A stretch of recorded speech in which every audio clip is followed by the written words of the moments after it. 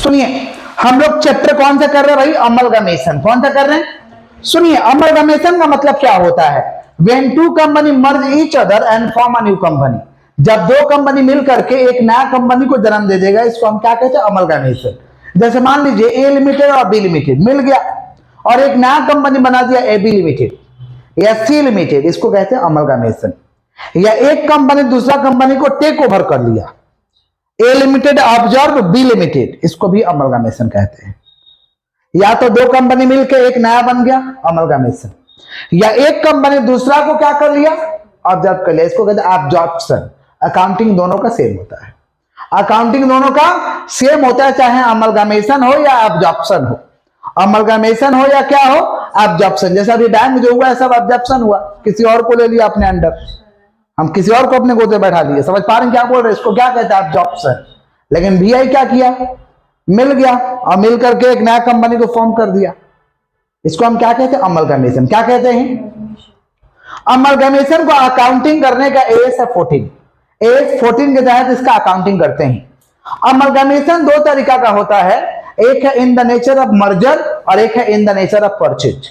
In the nature of merger, in the nature of purchase. अलग से ये merger का कंडीशन कुछ है, थ्योरी पूछता नहीं, हालांकि क्वेश्चन में बोल देगा कि मर्जर है तो बोल देगा इन the nature of merger, merger method से बनाओ। अब कुछ नहीं बोलेगा तो इन the nature of purchase, in the nature of. तो अमलगमेशन का दो तरीका से अकाउंटिंग होगा, इन the nature of merger, in the nature of purchase. Merger कब होगा उसका कुछ कंडीशन है, मैं अलग से एक शॉर्ट्स वीडियो बना के थ्योरी समझा दूंगा। ऐसे मैं जो PDF दिया हूं उसमें थ्योरी है, समझ रहे हैं? जो लोग वीडियो से कर रहे हैं डिस्क्रिप्शन में थ्योरी का लिंक रहेगा, क्वेश्चन का भी लिंक रहेगा, डाउनलोड कर लीजिएगा। सुनिए अच्छे से एकदम।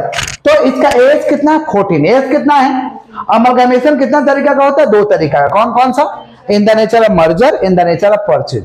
आज के क्लास में हम लोग सवाल जो कर रहे हैं इन द नेचर ऑफ मर्जर का कर रहे हैं, चाहे मर्जर मेथड हो या परचेज मेथड हो। मर्जर मेथड हो या परचेज मेथड हो, परचेज कंसिडरेशन माने खरीद रहे हैं, परचेज कंसिडरेशन माने खरीदना, परचेज कंसिडरेशन माने खरीदना। परचेज कंसिडरेशन सबके लिए सेम रहेगा। परचेज कंसिडरेशन को करने का तरीका है, पहला है पेमेंट मेथड। पेमेंट मेथड का मतलब खुलेआम मुंह से बोली लगा दिए 2 लाख में लेंगे या 3 लाख में लेंगे, इसको कौन सा मेथड कहते हैं? Payment method. कौन सा? Payment method. दूसरा हम लोगों का जो मेथड है यह है आपका नाटो मेथड। अगर कुछ नहीं बोला रहेगा तो नाटो मेथड अप्लाई करते हैं। नाटो मेथड माने net asset taken over value, net asset, और तीसरा इंस्ट्रिंसिक वैल्यू। कौन सा वैल्यू? 3 मेथड से परचेज कंसिडरेशन निकालते हैं और ये purchase consideration merger method, purchase method दोनों में सेम तरीका से निकलेगा। परचेज कंसिडरेशन दोनों के लिए सेम तरीका से निकलेगा। तो पेमेंट मेथड का मतलब साक्षात बोलेगा 2 लाख में लिए हैं, इतना शेयर में लिए हैं, इस तरीका से लिए हैं, इसको कहते हैं परचेज मेथड। क्या कहते हैं? और नाटो में कुछ नहीं बोलेगा तो कौन सा मेथड? नाटो method, net asset taken over method. Clear है क्या? तो कोई भी सवाल हो in the nature of merger का हो या in the nature of purchase का हो, मेथड तो दो है, in the nature of merger या in the nature of purchase. समझ गए? मर्जर रहेगा तो क्वेश्चन में बोलेगा in the nature of merger, कुछ नहीं बोलेगा रहेगा तो क्या बनाएंगे? इन द नेचर ऑफ परचेज। तो चाहे मर्जर मेथड हो या परचेज मेथड हो, सबसे पहला काम करना है calculation of purchase consideration. Calculation of purchase consideration निकालते समय ये नहीं सोचना है कि मर्जर मेथड है कि परचेज मेथड है, क्योंकि परचेज कंसिडरेशन निकालने के बाद ही मर्जर और परचेज के बारे में सोचना है। अगर मर्जर मेथड है तो उसका अकाउंटिंग मर्जर मेथड से करेंगे, परचेज मेथड है तो उसका अकाउंटिंग परचेज मेथड से करेंगे। क्लियर हो गया? आज के क्लास में हम लोग क्या कर रहे हैं भाई? Merger method. क्या कर रहे हैं? अच्छे से सुनिए। अब मर्जर मेथड हम लोग करेंगे कैसे? मर्जर मेथड में क्या होता है ना कि सारे के सारे एसेट लेते हैं, सारे के सारे एसेट लेंगे बुक वैल्यू पे, बुक वैल्यू माने बैलेंस शीट में जो वैल्यू लिखा है, और सारे के सारे लायबिलिटी लेंगे बुक वैल्यू पे। सारे एसेट लेंगे, सारे लायबिलिटी लेंगे। समझ पा रहे हैं? सम के माध्यम से एक समझाते हैं, समझ रहे हैं? एक PDF में सम दिए हैं, कंसेप्ट भी लिख के दिए हैं, थ्योरी थोड़ा सा लिख लीजिएगा आप लोग, अच्छा रहेगा। एक सवाल के माध्यम से भी दिए हैं। हम लोग 2011 का सम कर रहे हैं, थोड़ा PDF खोल लीजिए। 2011 वाला जो सम है आपका प्रॉब्लम नंबर 16 है।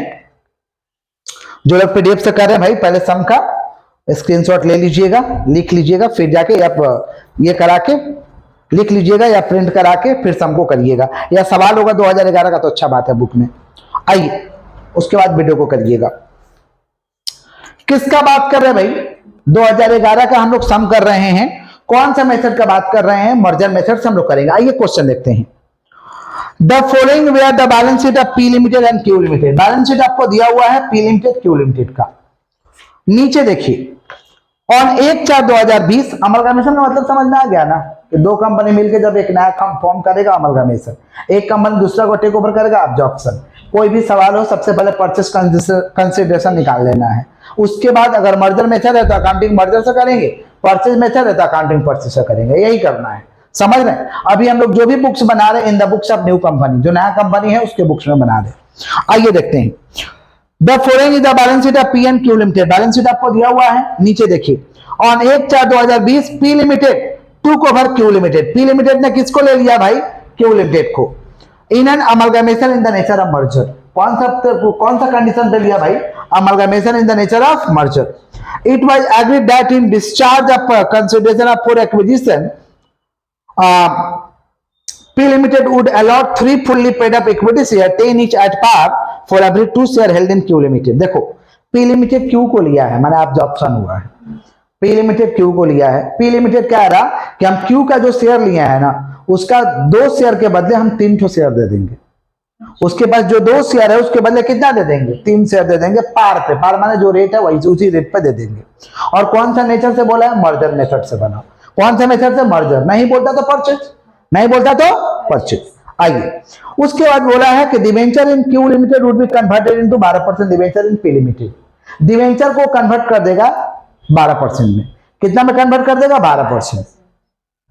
On the same amount of denomination expense of amalgamation amounting 20,000। खर्च हुआ है 20,000 रुपया का खर्च हुआ है। कितना का खर्च हुआ है? 20,000 का खर्चा हुआ है। ठीक है।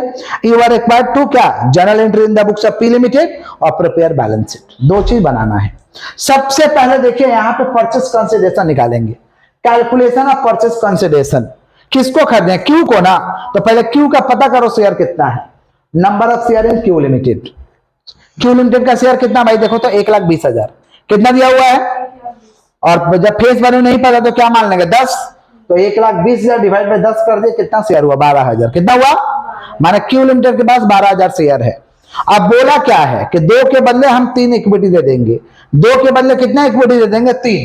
तो लिख देंगे therefore purchase consideration 12,000 into 3 divide by 2। 12,000 into 3 divide by कितना शेयर देंगे? 18,000। कितना देंगे?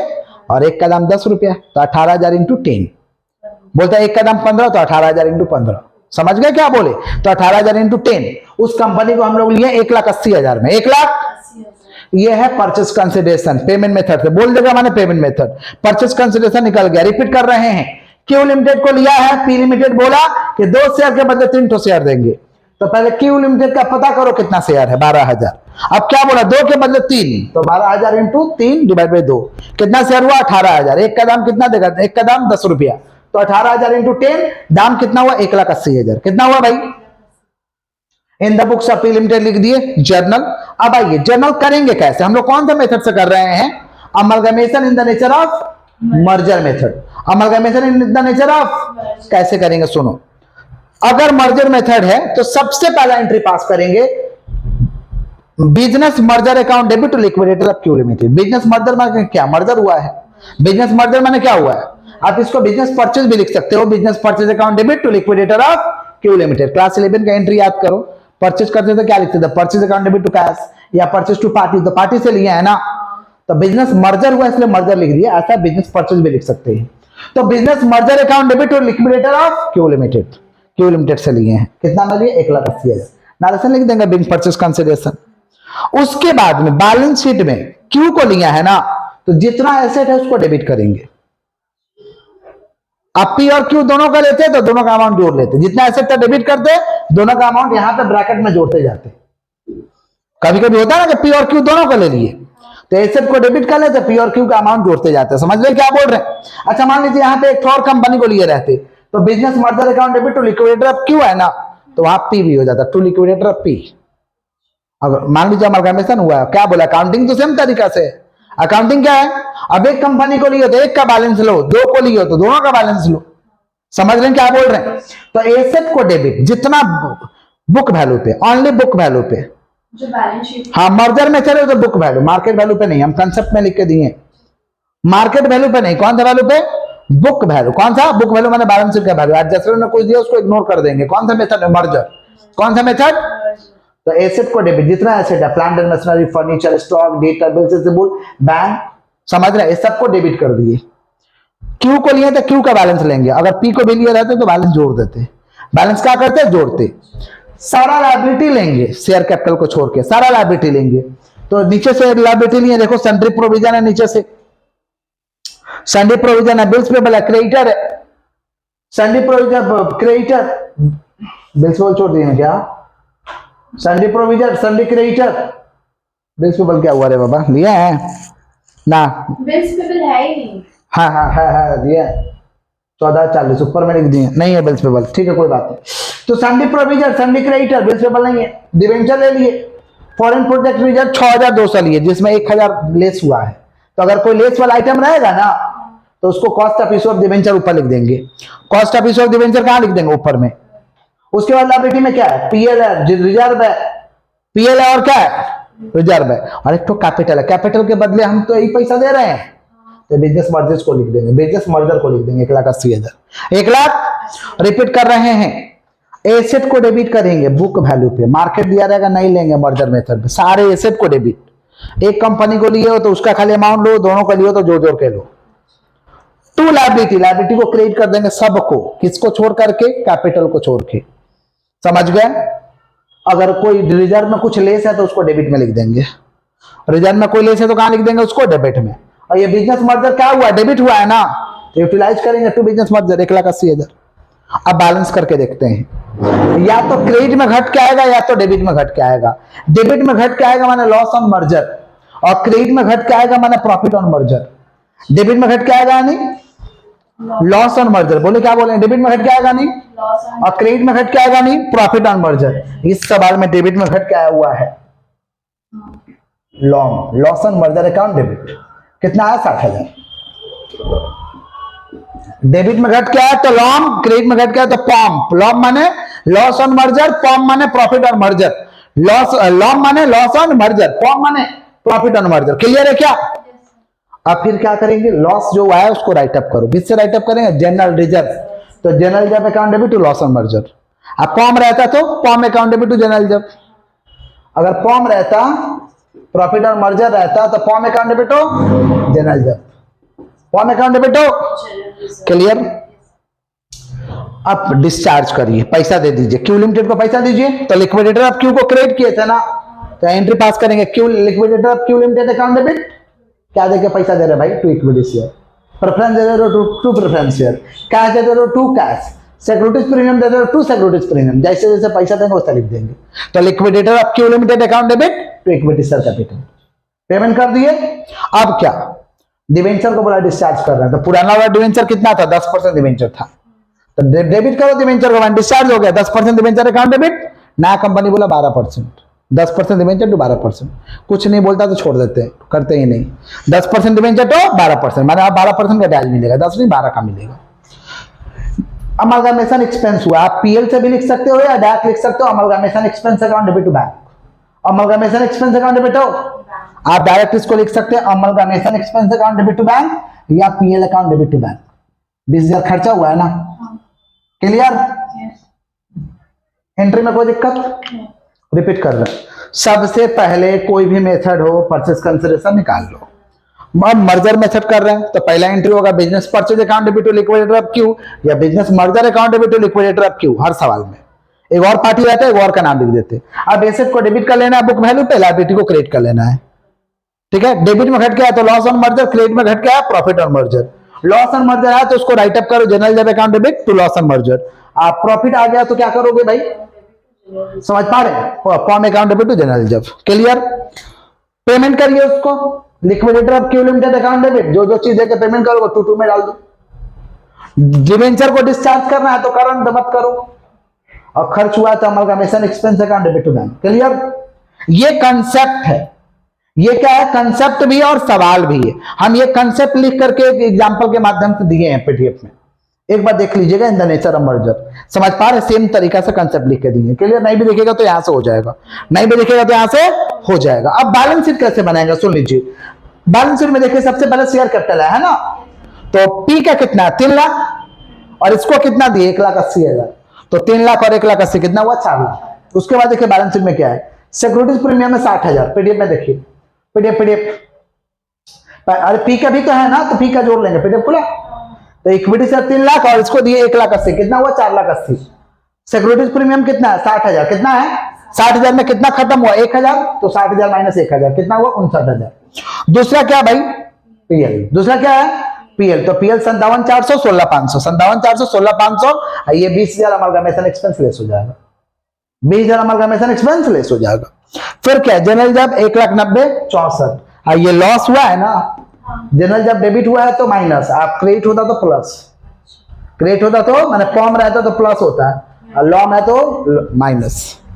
उसके बाद क्या भाई फॉरेन प्रोजेक्ट रिजर्व 6,200, 12% डिवेंचर हो गया 40,000, लाइन तो वही लिखे 12%, अब 10 से 12 हो गया हो। सन्डी क्रेडिटर दोनों को जोड़ के लिख दो, बिल्स पेबल 2400 लिख दो, सन्डी प्रोविजन दोनों को जोड़ के लिख दो, क्लियर, जोड़ दिए टोटल हो गया। और दोनों का यहां से जोड़ा रहता तो उतार लेते, यहाँ तो एक कंपनी दूसरा को लिया है तो एक कंपनी का बैलेंस से दूसरा को ऐड किए, लेकिन मान लो दोनों को लिए रहते हैं यहाँ पे जो रहता है चुपचाप उतार देते हैं, वो तो जोड़ा ही रहता है ना, यहाँ एक कंपनी को लिया तो जोड़ना पड़ रहा है, नहीं तो जोड़ लेते वहां, ठीक है, अकाउंटिंग सेम तरीका से होगा।